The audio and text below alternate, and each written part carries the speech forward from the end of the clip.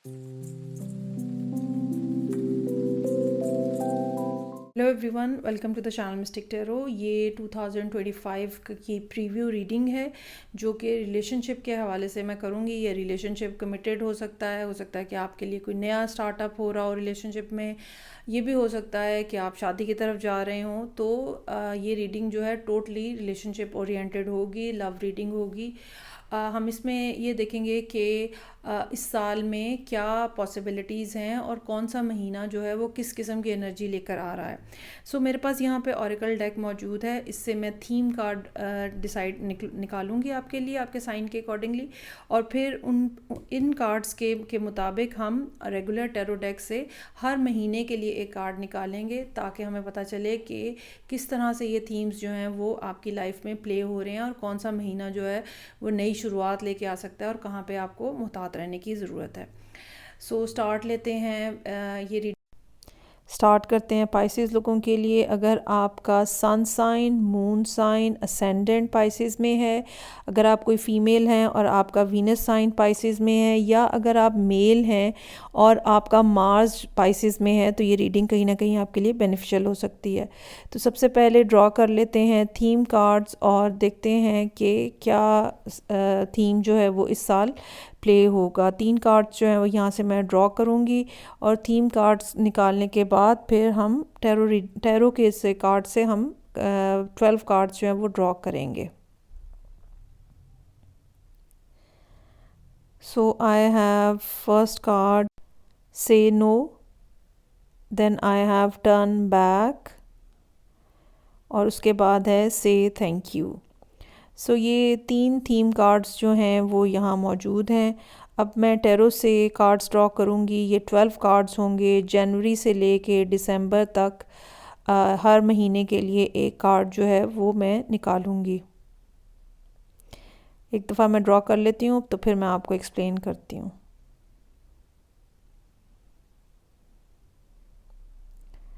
So I have high priestess जनवरी के लिए, king of cups, 5 of wands. ये हो गए जनवरी, फरवरी, मार्च, अप्रैल। देन आई हैव मई, जून, जुलाई, अगस्त, और फिर सितंबर, अक्टूबर, नवंबर और दिसंबर। चलें जी, ओके, देखते हैं यहाँ पे।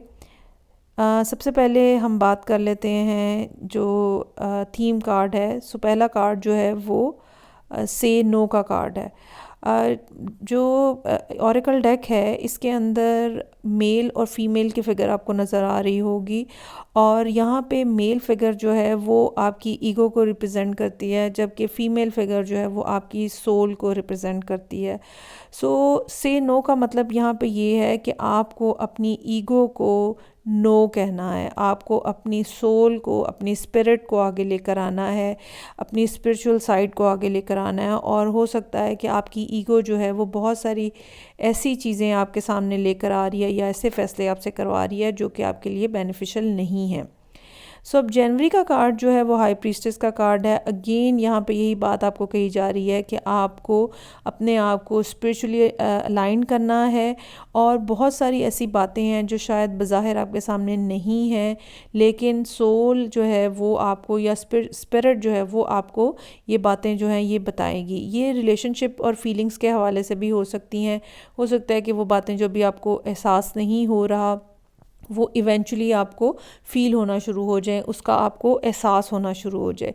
ये भी हो सकता है कि बहुत सारी दफ़ा ईगो की जो असर होता है वो हमें बात की असलियत, रिलेशनशिप की असलियत, पर्सन की असल वैल्यू की तरफ जाने नहीं देते, और हम जो है वो ईगो की वजह से अपनी ही जो असलियत होती है या अपनी ही जो रिक्वायरमेंट होती है उसको डिनाई करना शुरू कर देते हैं। सो हाई प्रीस्टेस का कार्ड है यहाँ पे दूसरा कार्ड जो है वो किंग ऑफ कप्स का कार्ड है फरवरी के महीने के लिए। यहाँ पर भी ऐसा महसूस होता है that you have very deep emotions for someone, लेकिन ये इमोशंस जो हैं ये हिडन हैं, छुपे हुए हैं, और आप जो है वो अपने आप को कंट्रोल करने की कोशिश कर रहे हैं। Whatever the emotions are, वो उनकी जितनी भी स्ट्रेंथ है, लेकिन बज़ाहिर आप बड़े पुरसुकून हैं, और फरवरी में आप जो है वो चाहने के बावजूद भी कोई बात नहीं कहेंगे या कह पाएंगे। उसकी रीज़न फिर वही है जो ऊपर नज़र आ रही है कि ईगो जो है उसने आपका बेटर पार्ट जो है वो होल्ड किया हुआ है। मुझे नहीं लगता कि जनवरी और फरवरी के महीने में कोई इतनी आपकी कम्युनिकेशन होगी इस पर्सन के साथ जिनके बारे में आप सोच रहे हैं या जिनके बारे में आप जानना चाहते हैं। ये दोनों कार्ड्स जो हैं ये खामोशी और बात को अपने अंदर होल्ड किए रखने की तरफ इशारा करते हैं। थर्ड कार्ड मार्च का है, 5 ऑफ वॉन्ड्स है। अब ये एक इंटरनल कॉन्फ्लिक्ट की तरफ इशारा कर रहा है। यहाँ पे आके आपकी जो सोल है वो आपकी ईगो के साथ फाइट करने की कोशिश कर रही है, जबकि किंग ऑफ कप्स और हाई प्रीस्टेस के कार्ड्स जो हैं वो हमें ये बता रहे हैं कि आप बावजूद इसके कि आपको एहसास है कि क्या हो रहा है और कैसे हो रहा है, लेकिन आप जो है वो अपने ही अंदर जो है वो एक जंग लड़ रहे हैं।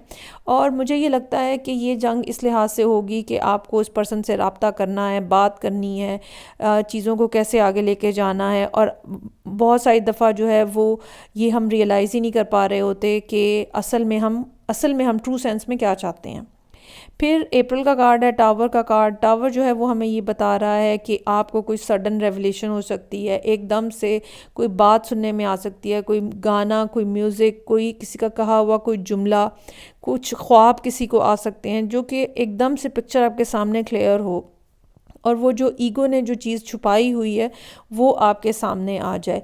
ये एक यूनिवर्स की तरफ से आपको एक ब्लेसिंग होगी कि वो चीज़ें जो आप सामने नहीं ला पा रहे थे, या जिनके बारे में आप डिसाइड नहीं कर पा रहे थे, या जिनके बारे में आप समझ नहीं पा रहे थे, वो अल्टीमेटली आपको समझ आ जाएंगी।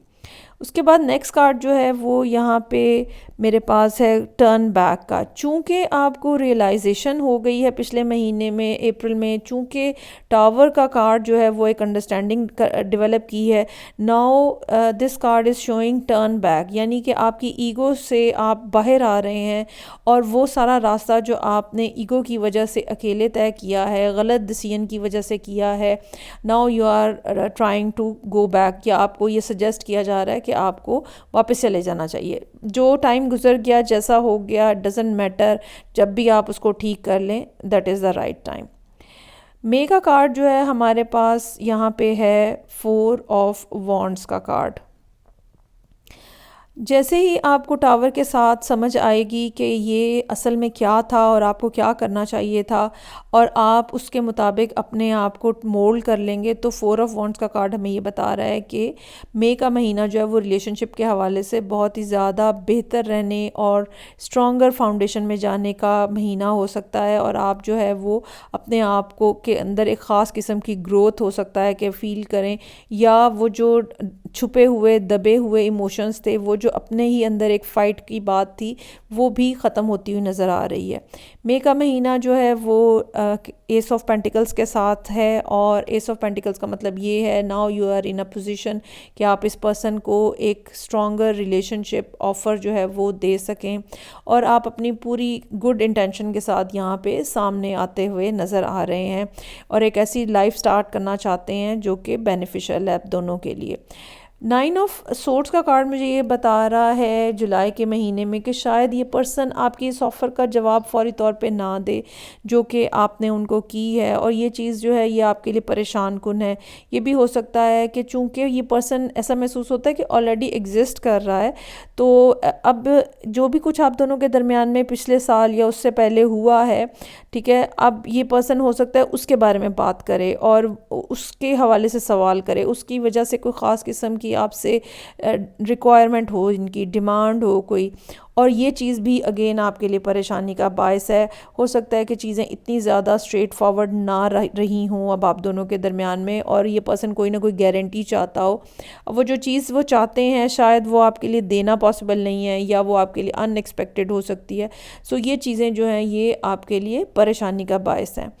अब आप इस हवाले से काफ़ी ज़्यादा सोच विचार करते हुए नज़र आ रहे हैं। अगस्त के महीने में 4 ऑफ सोर्ड्स का कार्ड है।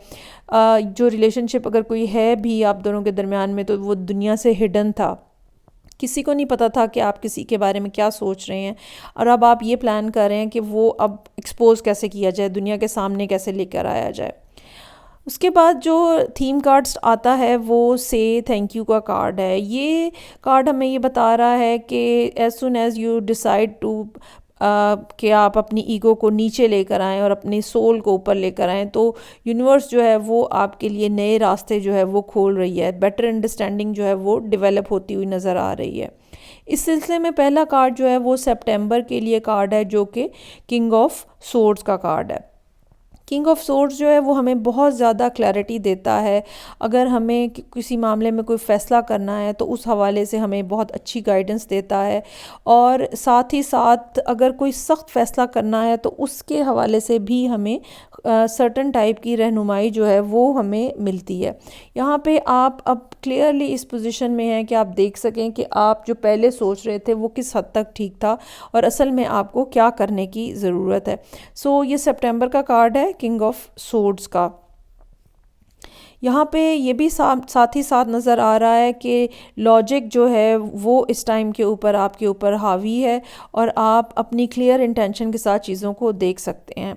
सो 4 ऑफ कप्स का कार्ड है, ये अक्टूबर का महीना है। यहाँ पे आके थोड़ी सी खिंचाव की सी कैफियत नज़र आ रही है। हो सकता है ये वो पर्सन हो जिनके साथ आपकी डीलिंग्स हैं, उनकी कोई सर्टन टाइप की डिमांड है जो कि आप पूरी करने की पोजीशन में नहीं हैं, और वो जो मांग रहे हैं वो कुछ और कह रहे हैं और आप कुछ और दे रहे हैं। ठीक है, तो इस वजह से एक जो स्टैगनेंट सी एनर्जी है वो दो लोगों के दरमियान में, मैं नहीं मानना या मुझे एग्जैक्टली यही चाहिए है, इस तरह की कोई एनर्जी जो है वो यहाँ पे नज़र आ रही है, जहाँ दो लोग जो हैं वो आपस में एक दूसरे के साथ डिस्टेंस पे खड़े हो जाते हैं। तीन यहाँ पे 4 के कार्ड्स आ चुके हुए हैं। ये भी अगेन एक स्टैगनेंट एनर्जी की बात करते हैं। उसके बाद नवंबर का कार्ड जो है वो लवर्स का कार्ड है। एक तरफ मोहब्बत है, दूसरी तरफ फ़ैसला है। जहाँ पे ये लव स्टोरी की बात होती है लवर्स के कार्ड के साथ, वहाँ पे साथ ही साथ एक चॉइस और डिसीजन मेकिंग की बात भी होती है। सो ये साल जो है ये ऐसा महसूस होता है कि वो सब मामलात रिलेशनशिप के हवाले से जो शायद पिछले कुछ सालों से या पिछले कुछ अरसे से आप इग्नोर कर रहे थे, अवॉइड कर रहे थे, वो अब सख्त फ़ैसले लेने का टाइम जो है या सख्त चॉइसेस करने का टाइम जो है वो आ चुका है। और फिर दिसंबर का कार्ड जो है वो 5 ऑफ पेंटिकल्स का है। कोई ना कोई पर्सन जो है वो लाजमी आपकी ज़िंदगी से बाहर जा रहा है। इस हवाले से मैं ये भी कहना चाहूँगी कि 4 के कार्ड्स जो हैं वो एक स्टेबल एनर्जी की तरफ लेके जाते हैं, लेकिन साथ ही साथ कुछ ना कुछ फ़ैसले हैं जो कि आपको करने पड़ेंगे। कुछ ना कुछ लोग हैं जो या तो आप जिनको छोड़ देंगे या वो आपकी ज़िंदगी से निकल जाएंगे। टावर से मिलने वाली जितनी भी इंफॉर्मेशन है ये आपकी ज़िंदगी में एक बड़ी तब्दीली जो है वो लेकर आएगी। ये वो रेवलेशन है या ये वो अंडरस्टैंडिंग है जो आपके सामने खुल के आएगी और आप इसके बाद फिर किसी तरह से भी इसको इग्नोर नहीं कर सकेंगे, अवॉइड नहीं कर सकेंगे। और लेकिन साथ ही साथ ये साल जो है आपके लिए स्पिरिचुअली जो है वो अपलिफ्टिंग जो है वो होगी, और कुछ ना कुछ ऐसी बातें आपके सामने हैं जिनको शायद आप इससे पहले जो है वो आंखों में पट्टी बंदी होती है बंदे की, और इंसान सोचता नहीं है कि क्या है जो असल बात है, या हम खुद डिनाइल में होते हैं और ख़ुद भाग रहे होते हैं। तो ये सारे मामलात जो है ना अब की बात क्लियर हो जाएंगे यहाँ पे। सो ये थी रीडिंग जो पाइसेस लोगों के लिए थी।